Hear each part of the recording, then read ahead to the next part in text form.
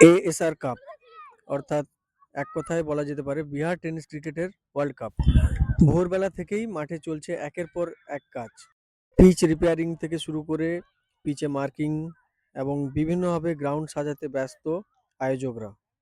প্রথমেই শুরু হয়েছে বাউন্ডারি লাইনে মার্কিং। এইভাবে মাটি উঁচু করে তার উপর চুন দিয়ে বাউন্ডারি লাইন তৈরি হচ্ছে। প্রত্যেকটা ক্যামেরা স্ট্যান্ড ভালোভাবেই বানানোর চেষ্টা চলছে। এবং সবথেকে বড় ব্যাপার হলো যেটা, মাঠের চারপাশ যেভাবে তার দিয়ে ঘেরানো হয়েছে যাতে খেলার সময় কোনো রকম ব্যাঘাত না ঘটে।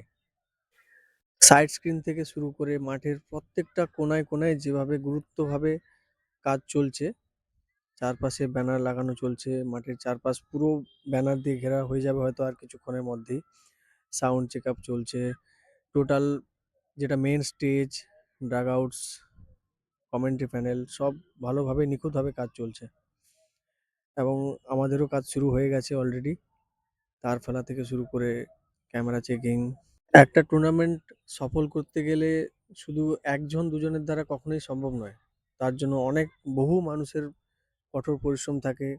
বহুদিন থেকেই শুরু হয় সবকিছুর প্রস্তুতি, যেভাবে কাজ চলছে। সবাই টুর্নামেন্টের সাফল্য কামনা করছি।